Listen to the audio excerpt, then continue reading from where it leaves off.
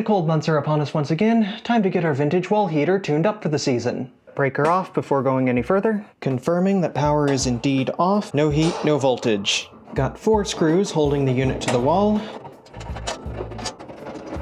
Using my forearm to hold it as I get the last screw loose so it doesn't just jump out at me. And now it pivots down to access the wiring. Just going to get these wire nuts loose real quick. Final check. Residual voltage only.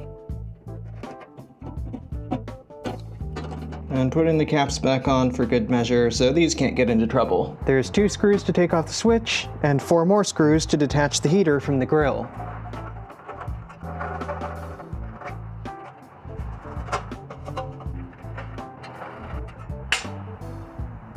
On the surface, this just needs a quick wipe down, reassembly, and it's good to go. But looking deeper, there's a couple other problems to address. This thing has a lot of hours on it, and the heat has discolored the reflector, reducing its efficiency. Also see clear signs of distress at this connection. I want to remove the heating elements to deal with the reflector, so that's a good opportunity to fix the burned connection up here too. I'm not going to take the nuts completely off until I'm ready to catch it on the other side. You can see how it's now loose. The elements are little springs, so they'll want to do something silly if I just release them directly. I loosen the nuts first, then take the nut off while holding the end of the heater so I can then work it out so it doesn't go flying. Same thing with the second coil. Carefully pull it out. Can also slide off the ceramic standoff. Here's a closer look at the nuts, steel washers, stacks of insulating mica washers, and the ceramic standoffs. The connections at the input terminals here are in much better shape because they don't see nearly as much thermal stress as the ones at the top. Now it's just a matter of undoing these retainers that hold the center sections of the elements in place. Looks like the heaters can be unhooked instead of completely removing the retainers.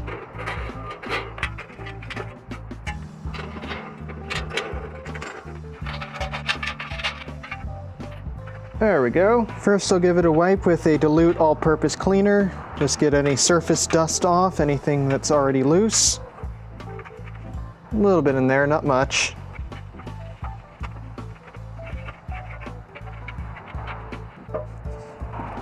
This thing's afflicted with about the normal amount of lint you'd see after about a year. The bigger problem is the discoloration on the reflector material itself. Compare this side at the top that's been baked with how shiny the bottom is. I'm gonna try my hand at giving it a polish.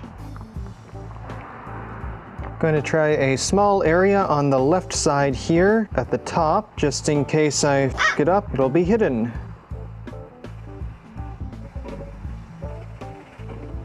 Not perfect in one pass, but there is a definite difference between the left and right side now. Might need to hit it again, but that's doing something. See the discoloration coming off.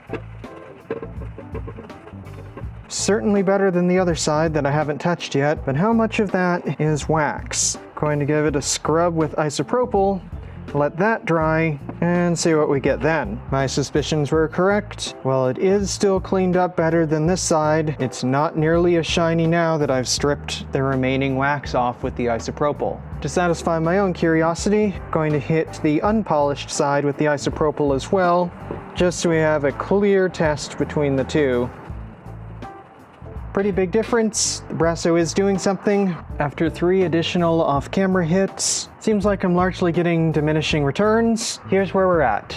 The Brasso did a lot to take off the haze on the still clear sections, and it did shine up the discolored blued sections a little bit, but they're definitely still there. Better, but it's not a time machine. Guess this just became a metal polish comparison video too. Interesting, this stuff is green instead of tan.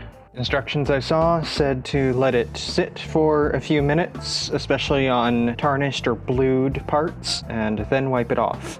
Alright, time to see if this did anything. That's taking something off. That definitely did something, maybe even more than the Brasso did in one pass. Time for pass 2 and 3, and I'll check back. Here's the results. Flitz is doing more than the Brasso with a whole lot less scrubbing on my part. Going to apply it to this whole side, and then we'll compare. Checking back in and seeing an enormous improvement using the Flitz polish. Each time it takes off a layer of the dark oxidation and tarnish, comparing this side that I've been working on with the Flitz to this side that I was working on with the Brasso.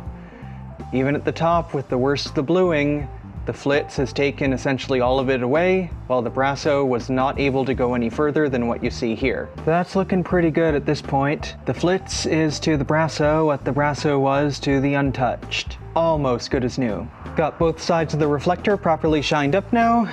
Moving on to the grill. There's plenty of areas where the rust has punched through the plating, so I won't be able to completely restore this to like new looks. But as you can see between this side and the side I'm now working on, it can do a whole lot. Tons of stuff coming off on there. Gonna give this thing a few passes and see how it turns out. The Flitz polish is formulated to not harm paint. That's a problem if I'm actually trying to harm paint, in that I want to get some of this overpainting off the edge of the grill here. So I'm resorting to the blue non-scratch scrub pad. It takes quite a bit of elbow grease, but it does take the paint off without tearing up the finish. This bluing here refuses to come off any further than this. I've lost count of how many times I've hit it with both types of polish. Backside shined up a little bit. Even from factory, it wasn't as shiny as the front. Either way, a whole lot better than it used to be. Moving on to the heating elements, the threads have to pass all of the current. I'm going to shine those up with a little wire wheel just to make sure those have the best connection they can get. Going to reverse the disassembly procedure to put it all back together. Get the retaining hooks pushed back through the supporting standoffs. If I lay the reflector down like this, they'll stay in place so I can hook the heating element back on. There's one, there's two. Now I need to flip this over while keeping gentle tension on it until it is hanging. Now I need to curl back up and tension these so it holds the element in place. This may be easier said than done. Not pretty. Let's see how that looks. Can always make adjustments later on as I see how it works. These are going to be live at whatever potential is at that point of the element, so I have to make sure they are not going to touch anything else. I'm going to give this one a tiny bit more tension. Not pretty,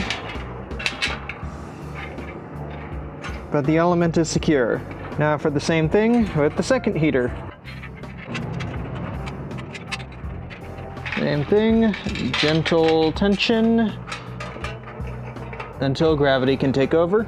If you're enjoying my antics, drop a like to help more people find the video, and consider subscribing if you haven't yet. Sanity check. Next comes the hardware. Washer and the ceramic standoff. Stud goes through, washer, standoff, poke through, and one decides to fall off anyways. I guess I'll stay like that until I get the bridge together. Clearly this piece of wire is not original to the unit. The original one was a flat piece of aluminum that actually burned through almost completely at one end. This was my temporary fix. Obviously, it wasn't all the way successful because it was still overheating. For version 2, I'm removing the plastic bits from these crimp terminals. And I've removed the insulation from this length of 14 gauge wire. This will be the new bridge. Solid crimp. And another solid or not. See how that ear is sticking up? Make sure that's folded down. That's better. Also got some fresh hardware to make up for the bits that have seen a little bit too much heat and I can't really trust anymore. Until the hardware is in place, the standoff really wants to fall away. So I'll have to keep one hand under there, keeping some pressure on it. I'm going to place down the stack of mica washers. Put the terminal on. Put the lock washer on, its little split washer. And finally the nut. Don't have to crank it all the way tight just yet, but enough so I can let go and it doesn't run away. Same thing on the other side. Mica washer, terminal, lock washer, and the nut. And that side's just about ready. On the sanity check, Seems like I made a slight mistake and where I positioned the coil on the secondary support. This side is bulged out. It's not in focus, and that's not going to work as well. Going to have to undo the standoff and adjust it slightly at this point. I believe I'll be able to rotate the entire coil and simply walk it a few rounds further towards the bottom of the unit, and that should solve the issue here.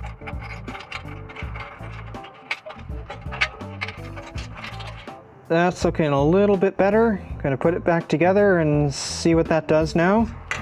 There, much better. The elements can be adjusted slightly. They will hold their shape once bent, so I'll make a fine tune after I have all ends connected. Exact same procedure on the other side where the switch is. Washer, standoff, and push through. Add the micro washer stack and the connection, lock washer. Get the nut started before anything decides to fly. There's neutral, washer, standoff. Do a double check. Now I can get in here and tighten these nuts. I'm keeping very careful eye that the stud does not rotate, because that would affect where the coil is sitting in the reflector. We'll need to make some slight further adjustments to where the element sits. Feels pretty secure. Slight adjustment to heater coil positioning. That's looking pretty good now. Final quick wipe with the isopropyl, just so it's less chance of baking fingerprints into the reflector I just spent so much time trying to polish. Screw holes are a little bit tired. Giving a tiny little adjustment with the pliers. Hopefully they'll grab just slightly better. Now to put it all back together. Screws have a little bit more grab now. The switch screws also hold the guard and the heat shield in place. Flip it over, adjust wiring and everything. That part seems good to go. Time for a test and to burn off any leftover waxes that the isopropyl didn't get. Switch is in the on position. Fire in the hole.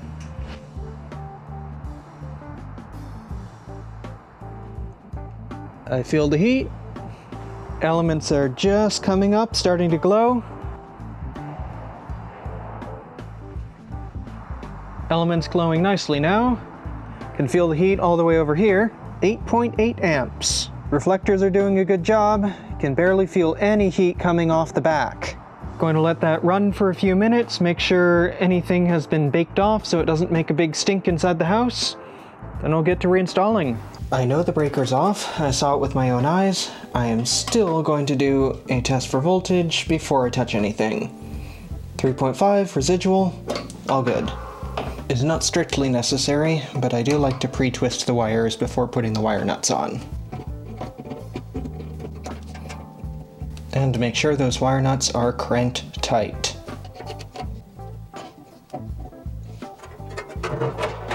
Here lifts right back into place. Secured, switch is off, breaker on. Here we go.